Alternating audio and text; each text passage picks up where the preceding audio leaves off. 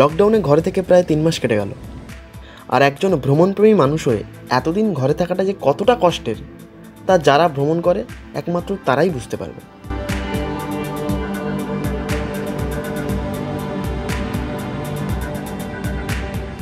আর আজকের ভিডিওটা স্পেশালি তাদের জন্য যারা ঘরে বসে এতদিন পাহাড়, নদী, সমুদ্র, জঙ্গলকে আমার মতো অনেকটাই মিস করেছে। ওয়েলকাম টু যাযাবর দ্য ট্রাভেলিং গাই। আর কেমন আছো সবাই? আজকের স্টোরিটা কিছুটা এইরকম যে আজ আমি তোমাদের দীঘা থেকে ঘুরিয়ে আনবো আর সাথে দেবো বেশ কিছু ইম্পর্টেন্ট আপডেটস, তাই পুরো ভিডিওটা অবশ্যই দেখবে। রবিবারে এক বিকেলে প্ল্যান করলাম কাছাকাছি কোথাও একটু ঘুরে আসি। আগেই বলেছি আমার বাড়ি থেকে দীঘা, মন্দারমণি, তাজপুরের মতো সি বিচ খুবই কাছে। লকডাউনের পর থেকে রাস্তায় গাড়ি ঘোড়া বেশ কম, আর বাড়ি থেকে মোটামুটি দীঘা খুব কাছে হওয়ায় স্কুটি নিয়ে আমরা কজন বেরিয়ে পড়লাম। এইরকম একটা পরিস্থিতিতে মুখে মাস্ক কিন্তু অত্যন্ত জরুরি, আর সাথে বাইক রাইডের জন্য হেলমেট। এখন আমরা স্কুটি নিয়ে এগোতে থাকলাম, অনেকটা গেলাম, আরও যেতে থাকলাম। তারপর ফাঁকা রাস্তায় বিকেলের ফুরফুরে হাওয়া খেতে খেতে 45 মিনিটে পৌঁছে গেলাম ওল্ড দীঘা। সি বিচে গিয়ে যা দেখলাম তাতে একদমই অবাক হলাম না। সি বিচ একদমই জনমানব শূন্য, বেশ কিছু স্থানীয় মানুষ ছাড়া সেভাবে ট্যুরিস্টের কোনো দেখা নেই। তবে এতদিন পর দীঘার সমুদ্রে গর্জন শোনার ফিলিংটা একদমই অন্যরকম ছিল, জাস্ট গুরু। তো দীঘা এখন একদম পুরোটাই ফাঁকা, মানে দেখতে পাচ্ছ চারদিকে মানে এরকম অবস্থা, কোনো লোক বলে কিছু নেই। আমাদের বাড়ির পাশে তাই আমরা চলে এসেছি, তবে কিছু লোক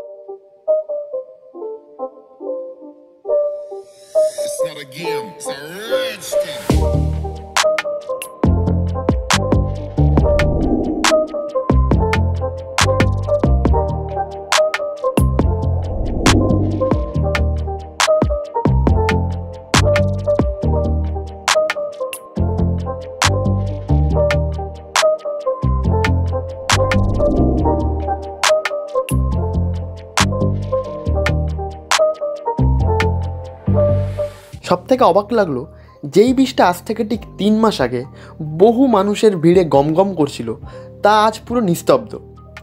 জীবনে এই রকম দীঘার বীজ দেখার অভিজ্ঞতা আমার প্রথম। আমফান ঝড়ের পর ওখানকার মানুষ বেশ ক্ষতিগ্রস্ত হয়েছে, তাই দীঘা ঘুরতে এলে অবশ্যই ওদের পাশে দাঁড়ানো উচিত। এটা একটা ঠিক আছে। বাজারে কয়েকটা পানের দোকান আর ছোটোখাটো কিছু রেস্টুরেন্ট ছাড়া দীঘার সমস্ত দোকানপাট পুরোপুরি বন্ধ। নামি দামি হোটেল, ক্যাফে, ফিশ মার্কেট সব কিছুই বন্ধ। সো এই হচ্ছে আমাদের গ্যাং। আমরা এখন সবাই মিলে ঘুরতে এসেছি দীঘা।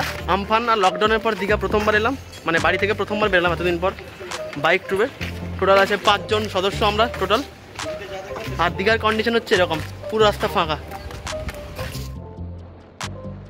আমরা আবার স্কুটি নিয়ে এগোতে থাকলাম, একটু এগোলাম আর তারপরই পৌঁছে গেলাম নিউ দীঘা।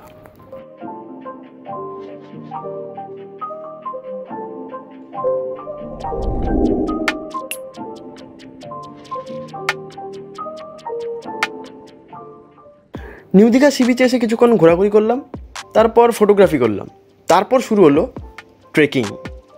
হ্যাঁ, ট্রেকিং।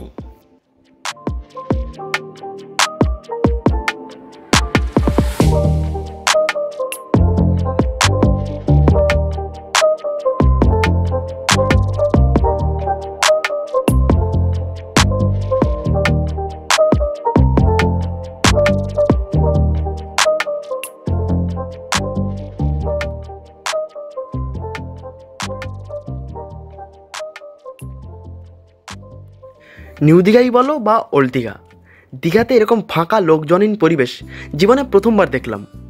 এবার সন্ধে হওয়ার আগেই আমাদের দীঘা থেকে বাড়ি ফিরতে হবে। অনেকক্ষণ সমুদ্রের ধারে বসেই সময় কাটালাম।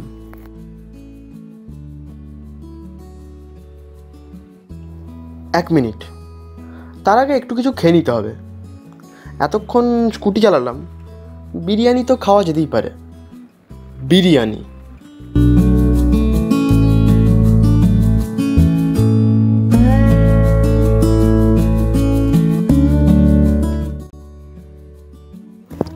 অনেক হয়েছে, এবার আর কোথাও না দাঁড়িয়ে সোজা বাড়ি ফিরতে হবে, না হলে মা খুব বকা দেবে। চলো এবার ভালো ছেলের মতো সন্ধে থাকতে থাকতে বাড়ি ঢুকে পড়ি।